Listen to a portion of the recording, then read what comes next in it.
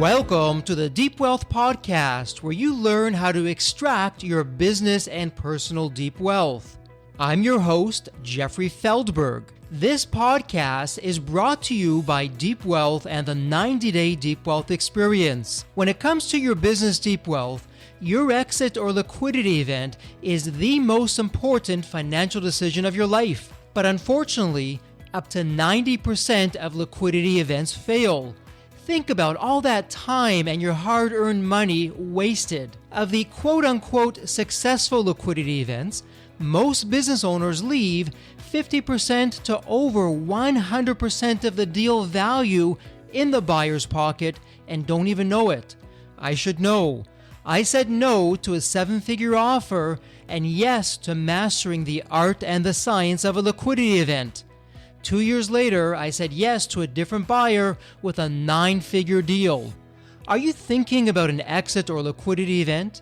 Don't become a statistic and make the fatal mistake of believing the skills that built your business are the same ones to sell it. After all, how can you master something you've never done before? Let the 90-Day Deep Wealth Experience and the 9-step roadmap of preparation help you capture the best deal instead of any deal. At the end of this episode, take a moment and hear from business owners like you who went through the Deep Wealth Experience.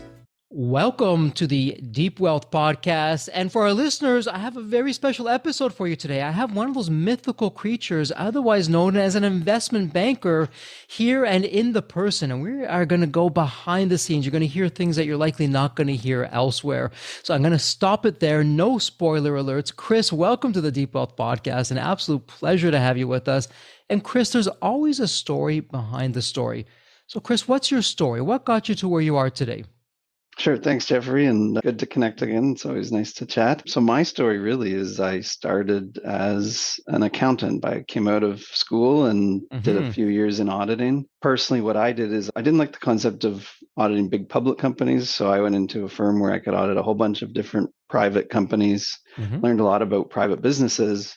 And after a couple of years, I switched over into our investment banking or corporate finance group. And really, since that time, 16 plus years, I've been doing private company M&A. So helping private client and business owners either buy or sell a business. And really, for me, what I love about it is just that opportunity to have meaningful impact on the business owners' lives. And often what we're doing is helping them achieve the biggest transaction of their lifetime. And so there's a lot of ups and downs and emotional roller coasters along with that. But the payoff at the end of a successful transaction is very personally rewarding for me. Wow. So quite the background there. And I'm just wondering, Chris, when you went from the numbers side on the accounting side and then into M&A, into investment banking, how has that changed your perspective or what's gone on with that? I think I wouldn't say that my perspective has changed so much as you put a different hat on. And I think when you're doing an audit, it's an important process, but that business owner doesn't necessarily see the personal reward of getting the audit complete the way that they would get the personal reward of a transaction complete. And so I do think what you see is the skills that you learn as an accountant are very important because they teach you about business and they teach you about how to dig behind those numbers and figure out what it means in terms of the trends of the business and how to position the business. But what it changes is that, you're really having a dialogue about what a value of a business is and how to present things and create a transaction. So it is a different lens than that kind of completion of a particular point in time, an audit, and then you're done and you move on. Interesting. And, speaking of that, I'm sure with your experience, you've seen the good, the bad, the ugly. And I know offline, we were talking about some interesting things. Business owners, and here at Deep Wealth, we're very privileged and fortunate. We speak to a lot of business owners. And when it comes to both having an exit and when it comes to investment bankers, there's a lot of misconceptions and most of them aren't good. I would say ignorance is certainly not bliss when it comes to an exit and M&A. And from your vantage point, I'm curious, what are you seeing in terms of business owners where they're really missing the mark to their detriment? Like it's not helping them. If anything, it's either killing the deal or Yeah. even lowering enterprise value, what would be at the top of your list for that? I would say if I put top three for that, I Mm-hmm. think the first would be lack of preparation. And so the way Oh. we always think about it is you should always be doing the good hygiene and kind of doing a lot of these things. But if you're going to contemplate selling your business, Mm-hmm. you want to be years ahead of that, starting to make sure you've got the right finance in place, the right Mm-hmm. legal agreements in place, the right employment agreements in place. You can have a good handle on your house is in order. If you're incurring costs that are not normal, you're tracking those. You're not having to go back and try and figure it Mm-hmm. out later. If there's changes you should make in the business, we should carry less inventory. If you just say you should carry less inventory right up till closing, Mm-hmm. nobody's going to recognize that. But if you Right. actually carry less inventory, then people will recognize that. So I think number one is preparation. I think number two is the hard part is often people's view is the hard part is finding the buyer, Mm-hmm. getting an offer, when in fact the hard part is closing a deal, because a Yeah. lot of buyers will come along and be happy to give an offer, but if they don't have competitive pressures to complete the deal in a certain time frame and feel Mm-hmm. like there's other people at the table that might buy the business, Right. what they can do death by a thousand cuts and kind of Sure. diligence you forever and maybe not finish with the same offer they started with. So I think sometimes we see business owners come in and say, I don't really need much help because Mm-hmm. I already have the buyer and I've done the hard work. Unfortunately, closing the deal is the hard work. That's the second one. And then I Mm-hmm. think really the third one is people who don't prepare the business to be managed and successful without them. And so, as a business owner, if you are the one that every decision runs through, and Mm-hmm. without you there, the decisions don't get made, it's very hard for a buyer to come in and say, okay, I'm going to buy the business, give you cash today, and you walk away and we're fine. What Mm-hmm. they're really going to say is, if you walk away, I don't know Sure. what I'm getting anymore. And therefore, I either need you to sign a long term employment agreement. I need you to take an earnout. I need you to Mm-hmm. take roll equity. Some of those things are fine, but I just think a lot of business owners, they have a view of what their business is worth, but it's hard to separate their value from the value of the business. And for our listeners, I promise you, I really do promise you, Chris and I never spoke about this before. This is unscripted because, Chris, all three of those points are a page right out of our own playbook. Yeah. And lack of preparation, that's what we're all about here at Deep Wealth. And Chris, maybe you can speak to those listeners because they're out there. I speak with them every Yeah. day on business owners. As business owners, we're terrific in so many ways. Sometimes, though, our view that the glass is always half full, I'll figure it out. I always do. Right. So for the business owners that are saying, I'll prepare shortly before the liquidity event. Yeah, you know what? Maybe a few months before I'll start preparing and get that ready. What's in it for them when they start going down that path and they don't follow your advice of preparing well in advance? It just becomes selling your business. And again, you've been through it. Selling your business is probably one of the most difficult things you'll ever do in your life, because not only is it such an emotional roller coaster, you have to make sure the business performs while you're doing the process.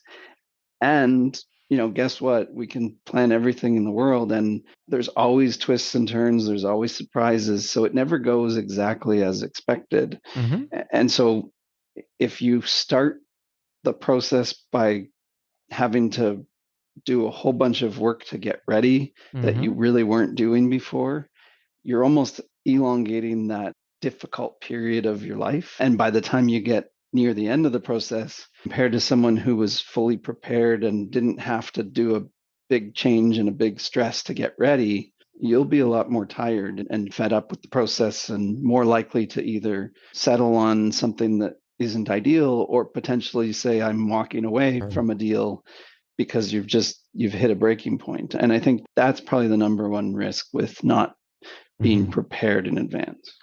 So true. As business owners, we don't often realize if we're not prepared, what we are preparing for is to give up our health, our money, and our time. Because Yep. to your point, so astutely said, Chris, we've got to run the business while the liquidity event is taking place, which means the projections that we've given, some of them are falling right in line with a liquidity event. I mean, talk about pressure, all eyes on the business. And Chris, tell me if I'm on or off base with this. I know some buyers, if a business owner isn't prepared, will just walk away. They don't want to waste their time or money and diligence on some kind of a mess that's likely going to happen. Yeah. Having said that, though, there's also some buyers who put their hands and they rub them together. They're licking their chops. Amazing. This guy's going to make so many mistakes, or this gal's going to make so many mistakes. I'm going to get this deal on a song and a dance because of all those mistakes. I'm going to put penalties and I'm going to lower enterprise value. What would you say to that? I would say that those things can both happen. Hopefully, if people have an advisor working alongside them, they'll avoid some of those mistakes, even if they aren't prepared. But I think if you're doing the prep when you've already got the advisor, it just kind of elongates that process and adds to the stress, versus if you're doing it well in advance and in a timely, easy, thoughtful manner, then it makes it easier. But you're 100% that somebody that isn't prepared can either be viewed as, this is too much of a mess, I don't even want to go there, or this is a mess and we're going to be able to, nobody else would do this, so we'll be able to get it for what we want. Oh, exactly. And just before we get to some rabbit holes that we're going to jump into, we're talking offline, very excited to get there. One of the things, just to round things out, and not a day goes by where I speak to a business owner who says something like the following. The names may change, some of the circumstances, but the narrative is more or less the same. Yeah, Jeffrey, I have been approached by maybe one, sometimes even two or more companies that want to buy my business. Why pay an investment banker? I can just negotiate it myself. And I mean, my goodness, we can have a whole series on that.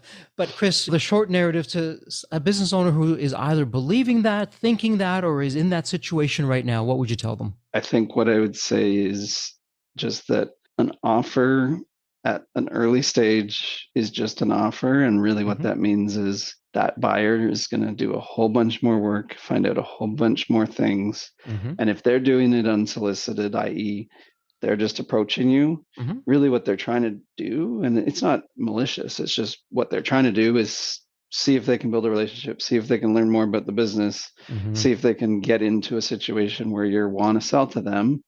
And what you're really giving them is an option, right? An option to do a deal. And if dig in and see things they don't like, you're either going to have a different deal or they're going to decide to walk away. And so I think the benefit of an advisor, again, whether you've already received an offer from one party or not, is to really be able to get in and ask the tough questions of you first and be able to understand what those questions are going to yield from an answer perspective, and think about what that means to the deal, what that means to the buyer, and actually give them thoughtful information and put a little bit of pressure on them, even if you don't decide to speak to other parties. The fact that you've got somebody there who understands what your business should be worth, understands who would buy your business, could be able to reach out and get other people at the table, it makes a very big difference. And word of caution for our listeners, it's a rhetorical question, but I love to ask it. And Chris, you can tell me your thoughts on this. As business owners, how in the world can we master something we've never done before? And so when it comes to an exit, when it comes to negotiating the sale of a business, something so personal, we've put our blood, sweat, and tears into this, it's really a recipe for failure, as opposed to bringing in a professional like yourself. This is all you do, day in, day out. And again, you can correct me if I'm off base or on base here. With someone like yourself involved, you don't have to deal with the buyer again. So you can be the bad cop in this and really push the envelope. And as the business owner, well, yeah, I just got a terrific investment banker. That's what they're doing. That's why they are. But, here I am. Let's just get this done and move it forward. So having independent representation, a third party like yourself, I would imagine will get a deal over the finish line, number one. And number two, not only get it across the finish line, but get a better financial outcome and a better deal. Yeah, I would agree with that. And to your point, over the years, I've worked on hundreds of deals. So I've seen it all. I know what people are going to do in various stages of a deal and what some of the potential pitfalls are and how to prepare for them and avoid them. And that doesn't mean that I've seen everything, but I've seen more than someone who's never sold a business before. And again, that's me or I'm not the only one who's seen all these things, whether it's me or some of my partners or teammates that I work with, or an advisor that you're working with that I don't know. It's just that experience of how do you do this? How do you do it successfully? Where can it go wrong? How do Sure. you steer away from that? I can't imagine trying to do that on my own if I was a business owner. Well said, Chris. And the last myth to dispel, and then we'll get into some really interesting topics, is a lot of business owners feel it's their responsibility, it's their job to know who the future buyer is going to be, even to the point of researching or even reaching out to other Mhm. parties. And at Deep Wealth, and I would love for you to expand on this, our short answer to that is absolutely not. It's not your job, it's not your responsibility. This would be why you have someone like yourself, Chris, come on board as an investment banker and M&A advisor Yeah. to cast that wide net. So can you share for the business owners, for our listeners, what you're doing behind the scenes that they don't have to worry about this? They can get a good sleep tonight knowing that someone like yourself, you're going to go out there and cast a very wide net to run a competitive process?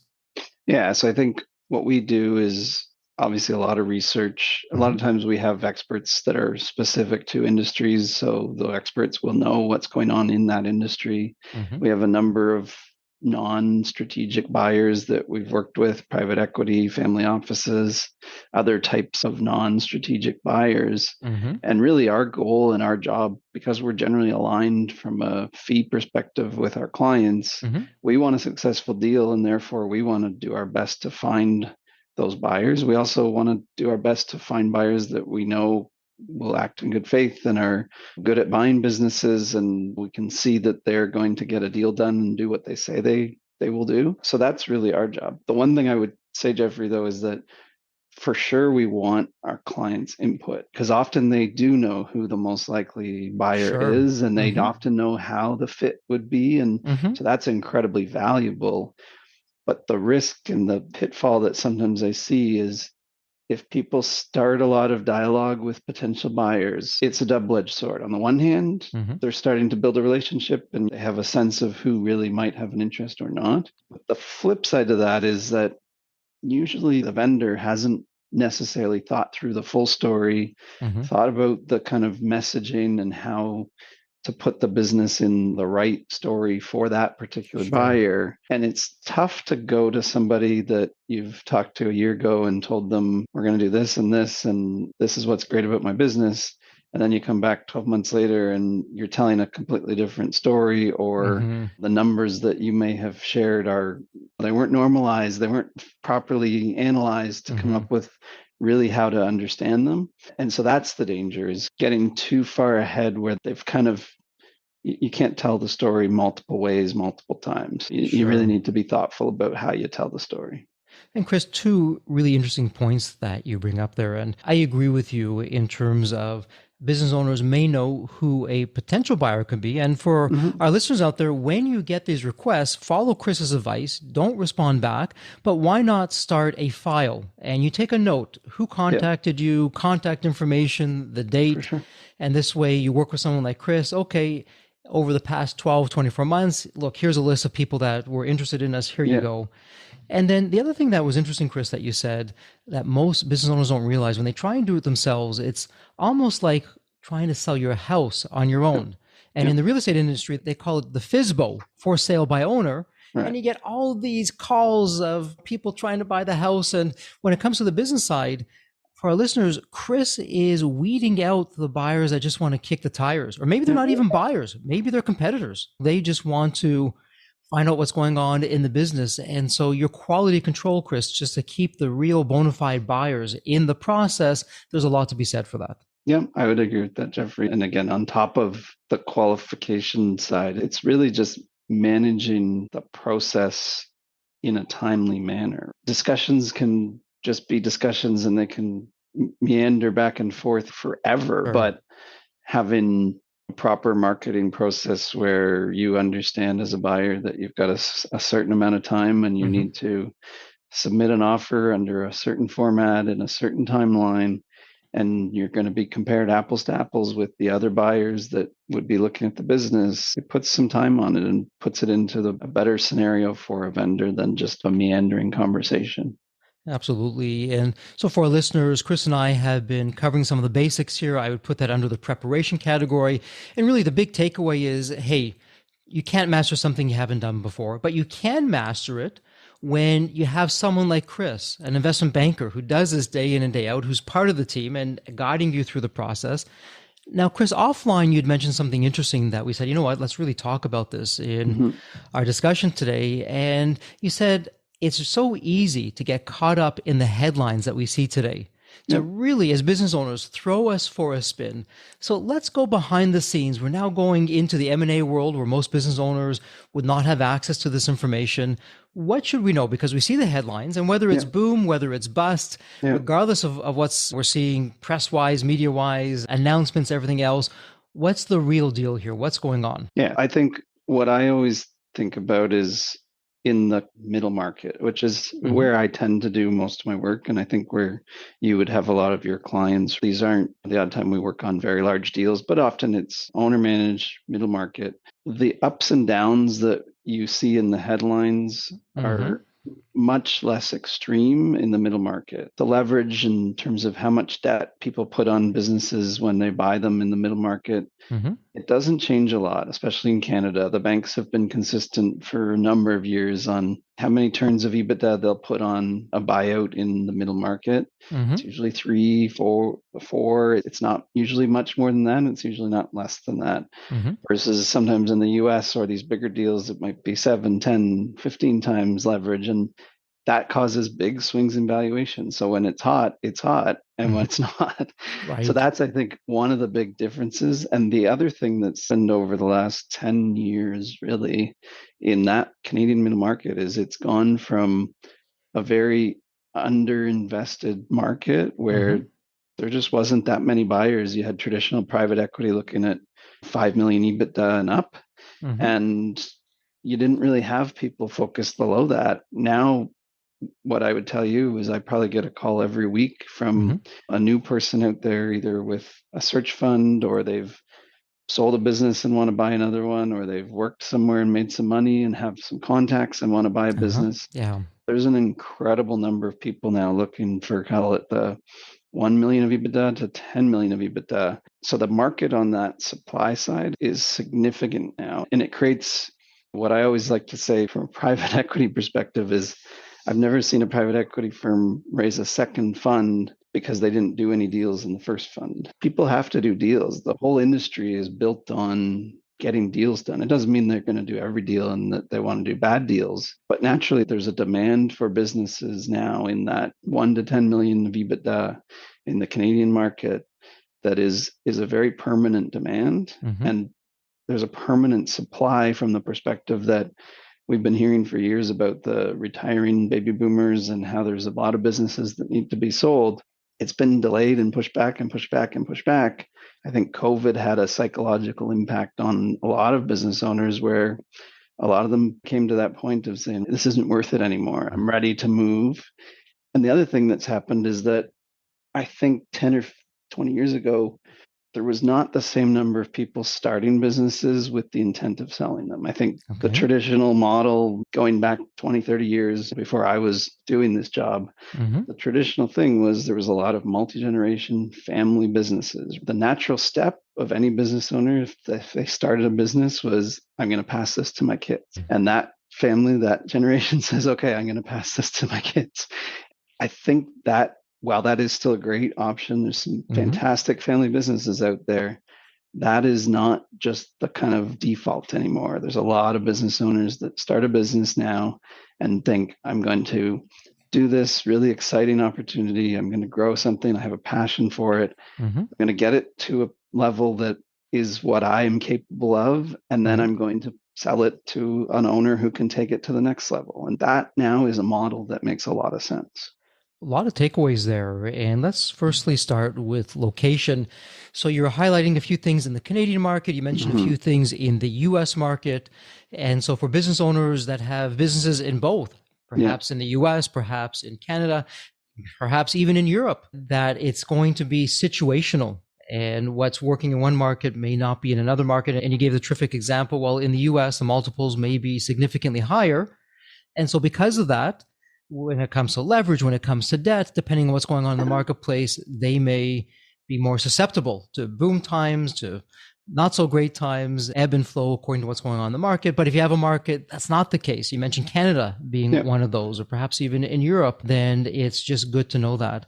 And it's not to say that in, specific markets, there is no fluctuation. There's absolutely trends, Sure. but they're just not as extreme because of the extremes were never as high. And so the extremes are not going to be as low. And I would just add that I think we do a lot of work across a lot of markets, and I think there's similarities in each. But the other really important thing now is that there's much less of a border when it comes to doing transactions. Again, in the middle market, there was never borders doing billions of dollars of deals, but really the mid-market, the kind of private entrepreneur stuff, there's a lot more access to capital. You can have buyers from anywhere on the globe that we often see on our deals, and that's important. So it doesn't just depend on what's happening in your market. Absolutely. A terrific point. Well, they're all terrific points, but the sphere of the buyer has significantly expanded. And Chris, back to your earlier point of, hey, this is something that as an investment banker, you're going to literally scour the globe to find the most qualified buyers. Now, speaking of buyers, you shared something interesting that a lot of business owners may not be aware of, because it's really a whole new movement that started with buyers. You're not seeing a lot of press, although it's starting to pick up on that. And you're obviously in the thick of things, so you've seen it from the beginning. And this is where you have buyers who perhaps aren't as big as a company or a family office, but they have some wealth behind them. They have some dollars, and they want to find a business, an existing business that's successful. And you were mentioning $10 million and less, maybe even $1 million, and go in, help take it to the next level and see where things go. So for our listeners, what do you call that kind of buyer? There's all kinds of names that I've seen in the media with this. And what are you seeing with the latest trends with that? Yeah, I think sometimes now people use the word search funds, which is there's technically search funds, and that's an actual vehicle where people put money into the searcher to help find the deal. But I use it to describe any people out there they're not a private equity in the sense that they haven't raised $100 million that is sitting in a pool that is waiting to be deployed. They're finding deals and finding money at the same time. So sponsorless fund is another word for it. And they're not all created equal. Some of them may never get a deal done, and some of them have been very successful, and we've seen them be serial acquirers and acquire multiple businesses. I think the biggest thing from a trend perspective is that 10 years ago, there was a few of them, and now it's a significant number. And so that has really changed the landscape. And I was just at a little event recently, and it's been an event that's been happening year over year for the last 10 years. And there was 200 plus people at the event this year, where there would have been 25 to 50 the first year. There's just a lot more people that are looking for alternative asset classes. Not everybody wants to invest in the public markets. Not everybody can access traditional private equity, which has minimum check sizes. And I think a lot of people enjoy the concept of being a business owner and being able to put their passion and their skill sets behind something tangible like that. They recognize that they are not necessarily the people that are going to be the idea person that comes up with the next best idea and how to turn that from an idea into a business. That's not necessarily a skill they have, but they have a skill as an investor who can help manage and grow a business. So really, it's like a board of directors of one, where they're bringing potentially some capital, some connections, different experiences and outlook, strategy.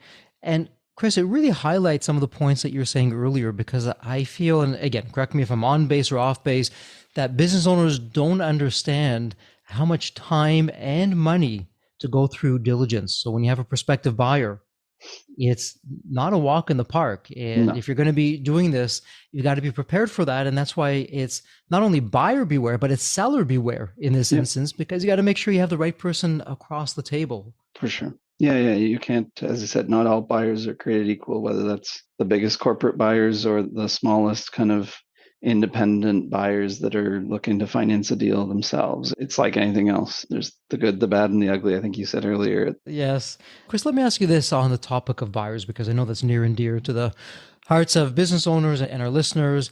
If we were to have had this conversation 2 years ago, 3 years ago, 5 years ago, it would have been a very different conversation in that there's no longer the typical, this is a strategic buyer, this is a financial buyer. Right. You have all these hybrids that have come onto the scene. So once we leave the role of the solo individual buyer or the search fund of one, and we're going now to some of the larger buyers, what are some of the latest trends that you've been seeing? The latest trends in terms of, if you start from the top, bigger corporate buyers, I think there's a lot more of them that recognize that M&A is an important part of their overall strategic objectives, whether that's selling in terms of carving something out that isn't core, or buying in terms of using acquisitions as a strategy for growth. The larger corporates really are viewing organic growth is tough, so inorganic growth through acquisition, or again, growth by getting rid of some, divesting of something that is non-core is becoming really important. Next down the list, if you go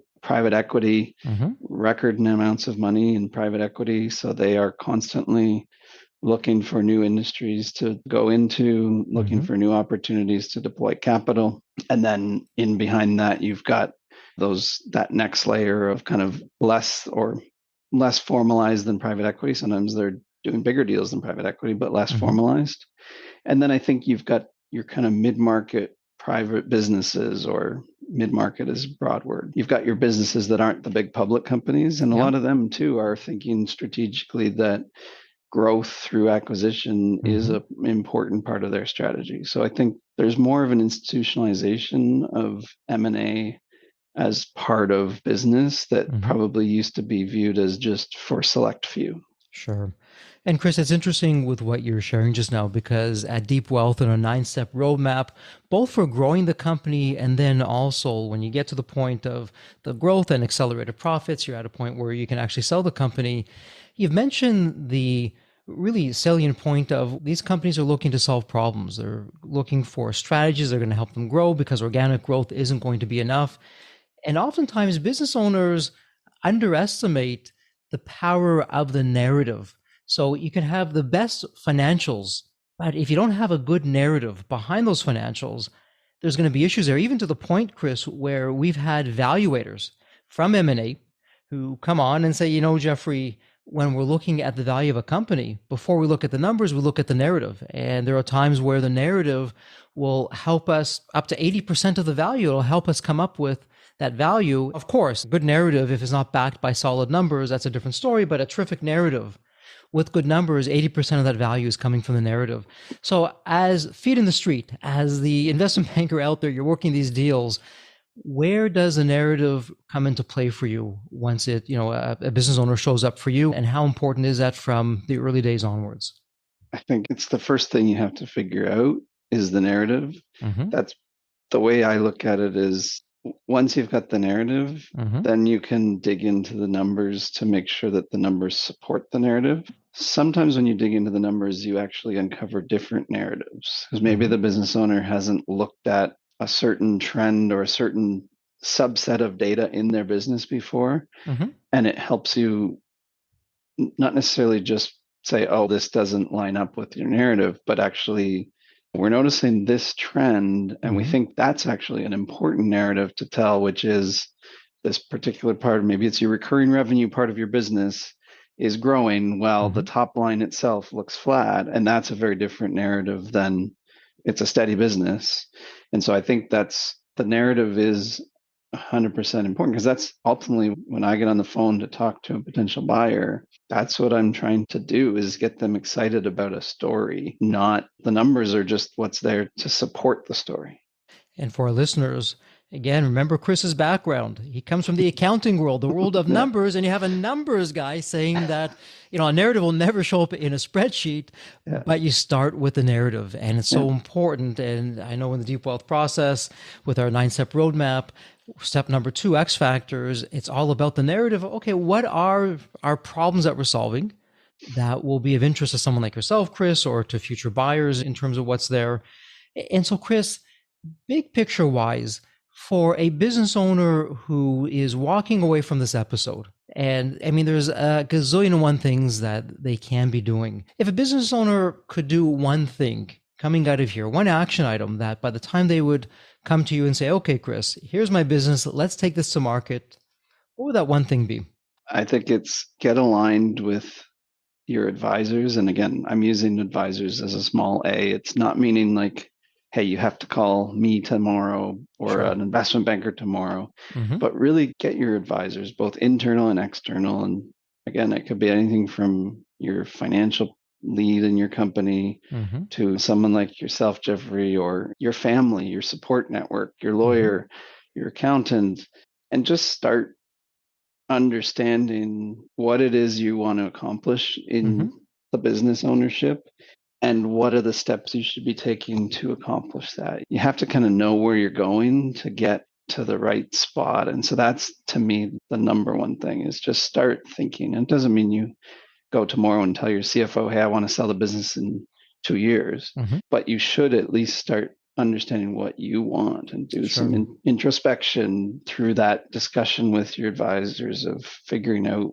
what you want and then Mm-hmm. going about taking steps to be prepared to achieve it. So clarity, get some clarity, big picture Yeah. wise of where you want to go. I love that. That's some terrific advice there. Chris, truth be told, I could go down so many rabbit holes. We're bumping up against sometimes. Let's begin to wrap this up. Sure. And I have the privilege and the honor of asking the one question every guest gets asked. And I know you know the question because you did your homework and you listened to a few episodes before we spoke today, and that's okay. We'll see where we go with this. So imagine this thought experiment. Think of the movie Back to the Future. And in the movie, you have that magical DeLorean car that can take you to any point in time. So, Chris, it's tomorrow morning. You look outside your window, and there it is. Not only is the DeLorean car curbside, but the door is open and is waiting for you to hop on in. So you hop in, and you're now going to go back in time to really any point in your life. Chris, as a young child, as a teenager, whatever point in time it would be, what are you telling your younger self in terms of life lessons, life wisdom, or, hey, Chris, do this, but don't do that? What would that sound like? Funny enough, I did listen. And as soon as you got to the end of it, I was like, okay, I remember thinking what I was going to say, but I didn't think about it ahead of jumping on here.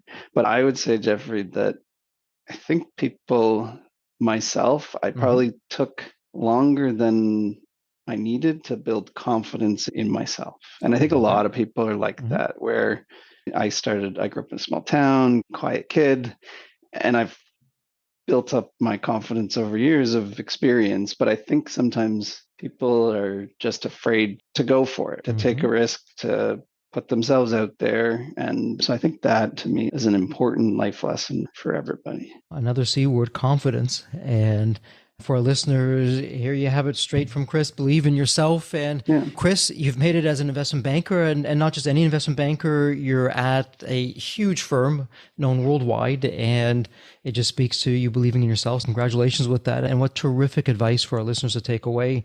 And speaking of our listeners, we'll put this in the show notes, so it'll be a point and click. It can't get any easier than that.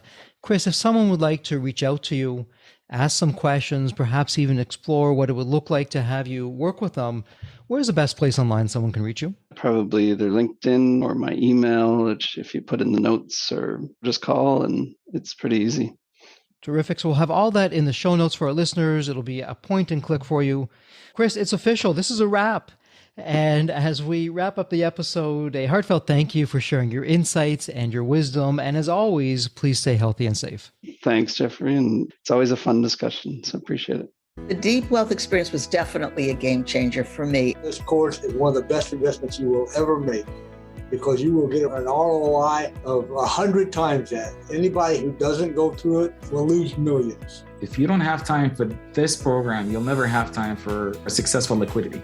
I mean, it was the best value of any business course I've ever taken. The money was very well spent. Compared to when we first began, today I feel better prepared, but in some respects, maybe less prepared, not because of the course, but because the course brought to light so many things that I thought we were on top of that we need to fix. I 100% believe there's never a great time for a business owner to allocate extra hours into his or her week or day. So it's an investment that will yield results today. I thought I will reap the benefit of this program in 3 to 5 years down the road. But as soon as I stepped forward into the program, my mind changed immediately. There was so much value in the experience that the time I invested paid back so much for the energy that was expended. The Deep Wealth experience compared to other programs is the top. What we learn is very practical. Sometimes you learn stuff that is great to learn, but you never use it. The stuff we learn from Deep Wealth experience,